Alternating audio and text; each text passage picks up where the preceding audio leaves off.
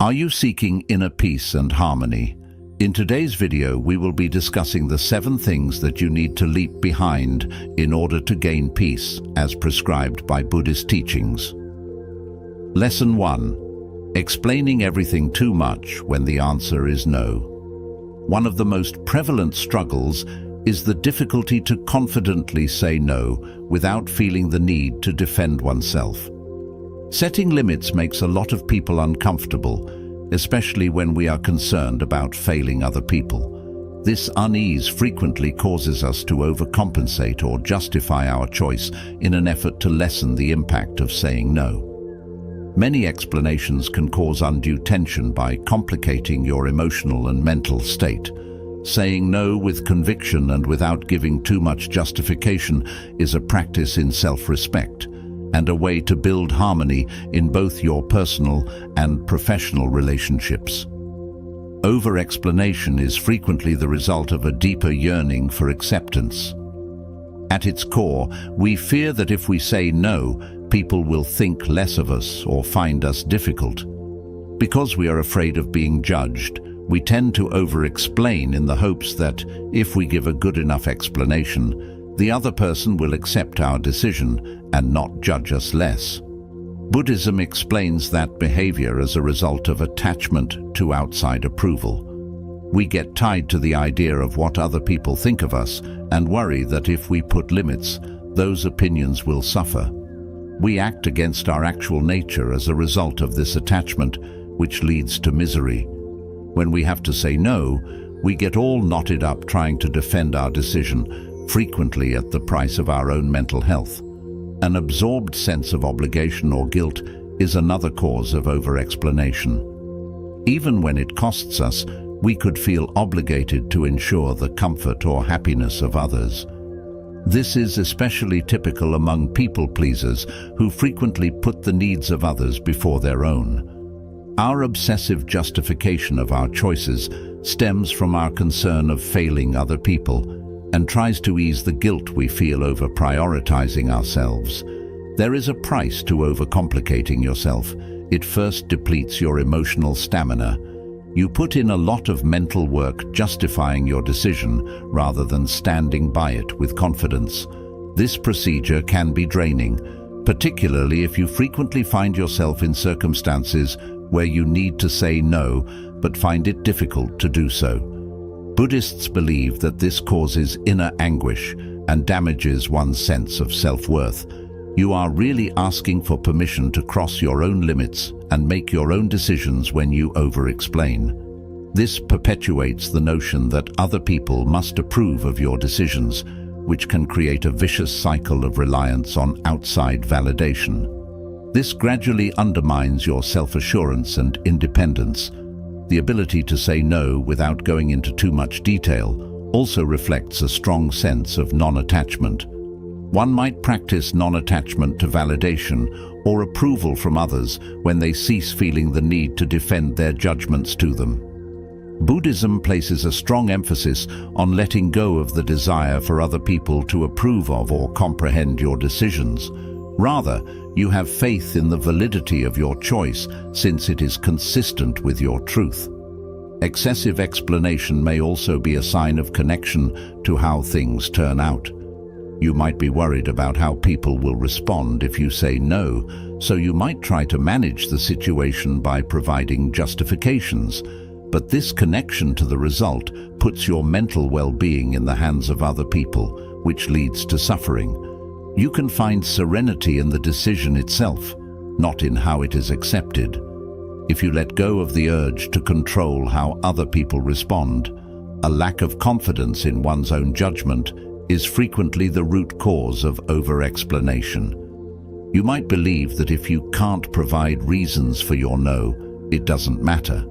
That being said, your choice is legitimate only because it is yours. Have faith in your ability to make the best decisions for yourself and in the fact that, despite the lack of understanding from others, your limits should be respected.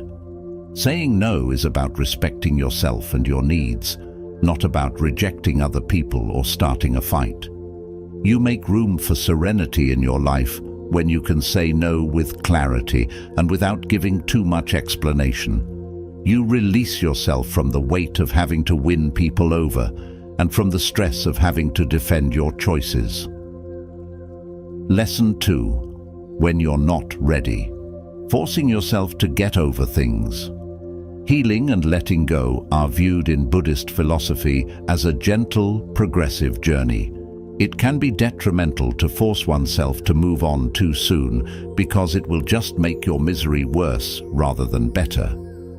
Buddhism emphasizes that the first step to real healing is acknowledging and accepting our emotional state, no matter how unpleasant. We reject our own feelings when we push ourselves to move on before we're ready. This denial causes an internal tug-of-war that frequently results in emotional repression when we suppress our feelings rather than facing them head-on. One part of us understands we need time to heal, while another part pushes us to just get over it. Repression merely serves to bury feelings deeper, where they can fester and resurface in dangerous ways. This is why it's problematic, since it doesn't actually make the emotions go away. Unresolved feelings might show themselves as physical sickness, worry, melancholy, or rage. We are effectively telling ourselves that our suffering is unimportant or unjustified when we deny ourselves the time and space to feel. The healing process may be made more difficult by these sentiments of self-blame or worthlessness brought on by this self-neglect. We may learn and develop from every challenging circumstance we encounter, but if we attempt to move on too soon, we lose out on these important possibilities. We are unable to properly comprehend what has happened, so we continue in a cycle of avoidance rather than developing resilience and wisdom. Buddhism places a strong emphasis on accepting oneself in the midst of suffering. Buddhism urges us to approach difficult emotions with compassion and curiosity rather than ignoring them. This is just admitting our feelings without passing judgment on them, not wallowing in grief or hopelessness, since it enables us to confront reality as it is rather than how we wish it were. Acceptance is the first step in any healing process. Acceptance of our feelings allows us to be more compassionate towards ourselves.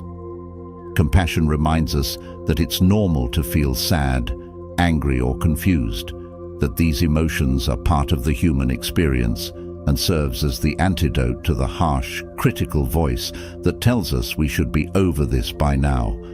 Giving ourselves the time and space we require to heal at our own speed, free from outside pressure or irrational expectations, is made possible by self-compassion.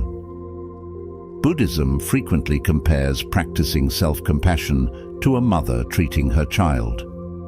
When a child is unhappy or injured, the mother gives them comfort, understanding, and tolerance, instead of telling them to just get over it.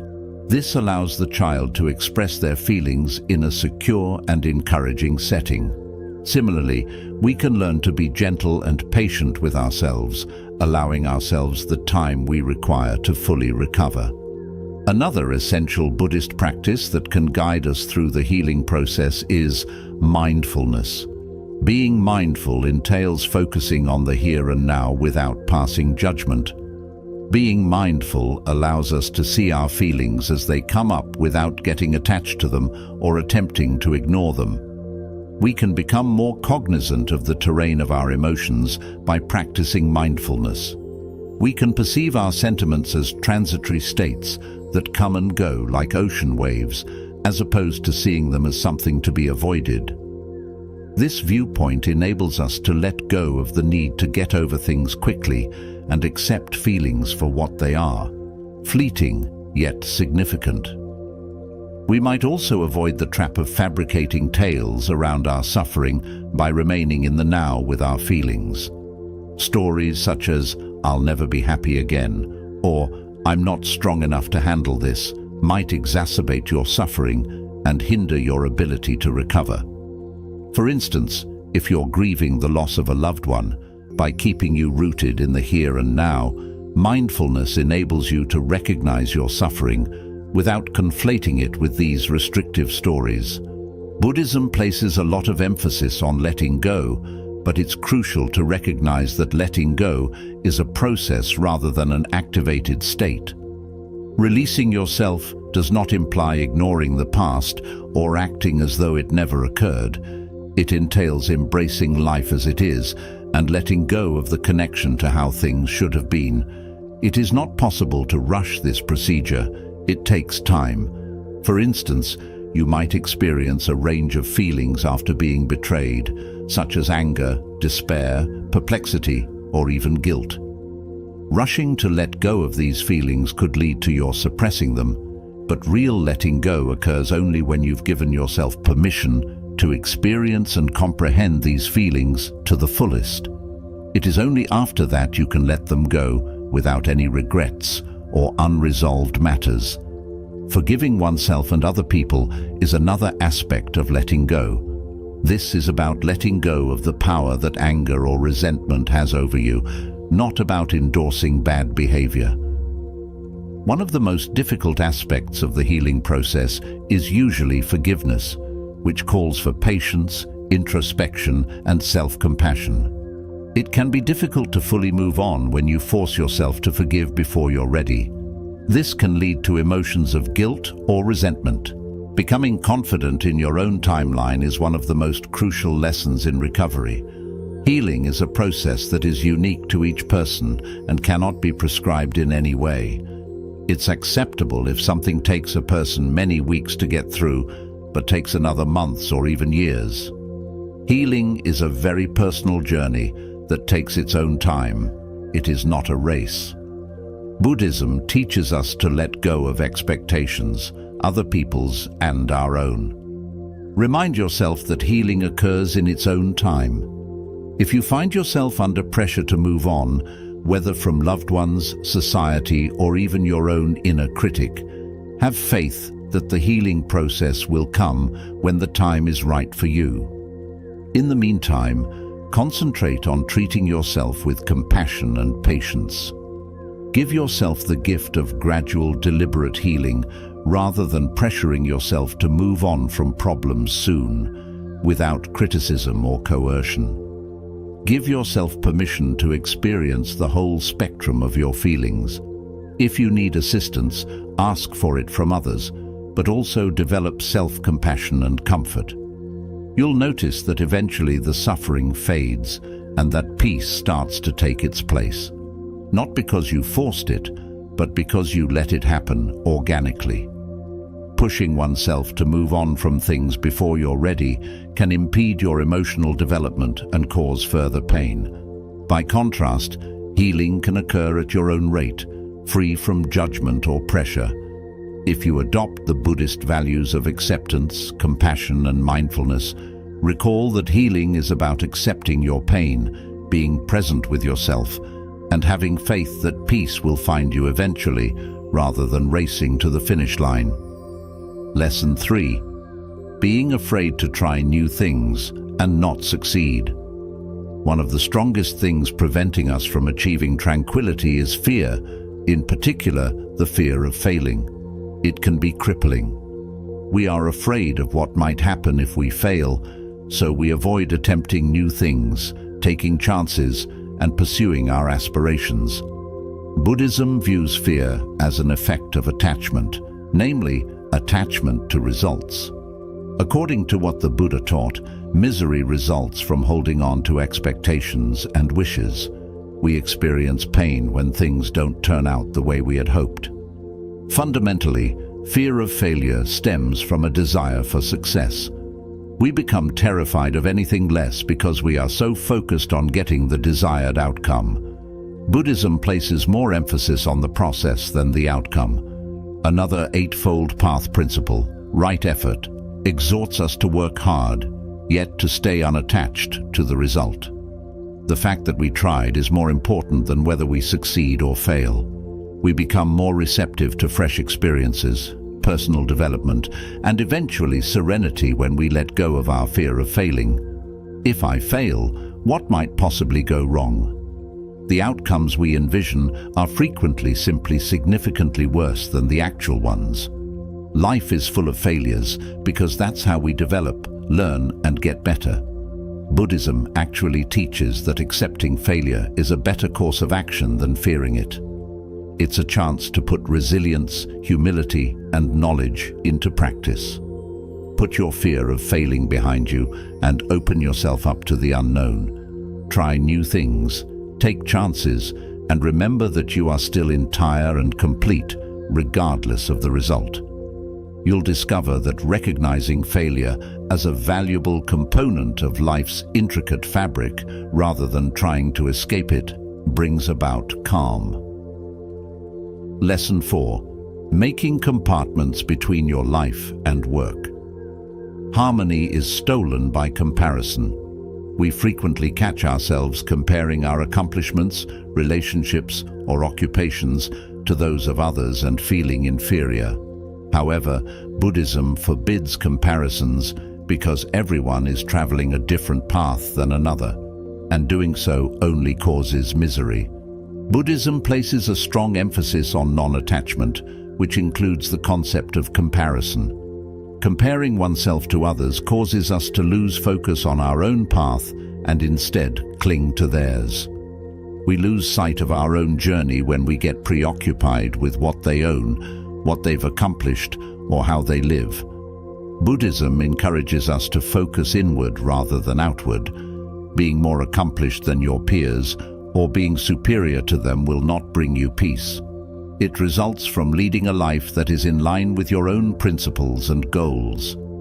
The Buddha warns us that jealousy and envy are mental poisons that impair judgment and cause needless suffering. In actuality, each person's journey is unique. For someone else, what seems like success to you might not be rewarding. Give up the comparing habit and concentrate on your own development, accomplishments, and contentment. Knowing that your life is exclusively yours and doesn't have to resemble anyone else's brings you serenity. Lesson 5. Overly concerned with issues you cannot affect. Although worry is a normal aspect of life, too much of it can steal our tranquility. It takes a lot of mental energy to worry about things that are beyond your control because your efforts will not alter the situation. Buddhism offers acceptance as a potent remedy for anxiety. Impermanence, or the notion that nothing lasts forever and that everything is always changing, is one of the core lessons of Buddhism.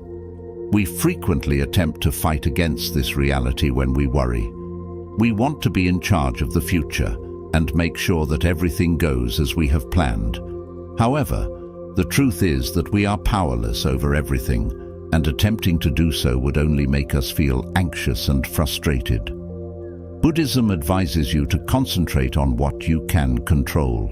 Control your own actions, thoughts, and responses, rather than worrying about what you can't give up. Try to influence other people's situations and focus on yourself instead. You release yourself from the weight of concern when you acknowledge that there are things that are beyond your control. This does not imply a lack of concern or pity. It denotes that you approach life with composure and gracefully accept both the good and the bad. Worrying just robs you of your current tranquility. It has no effect on the future. Put an end to your excessive concern and have faith in life's course. Quietness arises from accepting the situation as it is, rather than resisting it. Lesson 6. Relying on outside approval to boost self-esteem. Many of us look to others for affirmation in our pursuit of tranquility in an attempt to feel worthy or important. We go to our friends, family, or society for approval. However, true surrender in Buddhism originates internally, not externally. The Buddha emphasizes the value of accepting and being compassionate towards oneself. You are attached to anything outside of yourself when you depend on other people to affirm your value. This is a flimsy foundation, since external validation is frequently erratic or ephemeral. You have to learn to validate yourself if you want to be at peace. This doesn't imply that you disregard compliments or other forms of recognition. Rather, It only means that your feeling of value is independent of them. You give up control and let other people determine how you feel about yourself when you rely too much on outside approval. Buddhism enables us to develop our sense of inner self-assurance and independence beyond the opinions of others. We can learn to connect with our genuine selves through self-reflection, mindfulness, and meditation. The highs and lows of receiving acceptance from others no longer affect you when you affirm yourself from within. You'll find a profound sense of calm when you let go of the need for outside approval and realize that your value is intrinsic rather than dependent. Lesson 7. Failing to consider your progress. Buddhism emphasizes the value of mindfulness, or the ability to be completely aware of your surroundings at all times. Being aware includes appreciating your path and the personal development you've undergone. Refusing to acknowledge your own progress robs you of the serenity that comes with knowing how far you've come. Think about your life for a moment. Consider the obstacles you've surmounted, the knowledge you've gained, and the person you've developed into. No matter how tiny, acknowledge your accomplishments and reward yourself for your growth. Finding calm requires this gratefulness and self-awareness exercise. Being aware of your progress helps you develop a feeling of fulfillment and contentment. You come to understand that when you value the journey, tranquility develops organically and is not something you have to seek. Instead of spending all of your time thinking about the future, break the practice of honoring the past and the present. You will discover serenity in this mindfulness. Buddhism holds that letting go of attachment, fear, comparison, and expectations is the way to enlightenment. The 7 lessons we've covered here provide a roadmap for letting go of the emotional and mental weight that drags you down. Every lesson asks you to take stock of your life and think about the things you need to let go of in order to find ultimate peace. Recall that you cannot achieve peace by altering the outside world. Rather, you must work on developing inner serenity. You can let go of things that no longer serve you and make room for peace to grow by engaging in mindfulness, self-compassion, and non-attachment practices. Buddhism's teachings serve as a reminder that we can always find serenity if we let go of the things that are preventing us. Peace is not a far-off place. Rather, it is a state of being that is always within reach if you embrace these principles and let go of the things you must leave behind.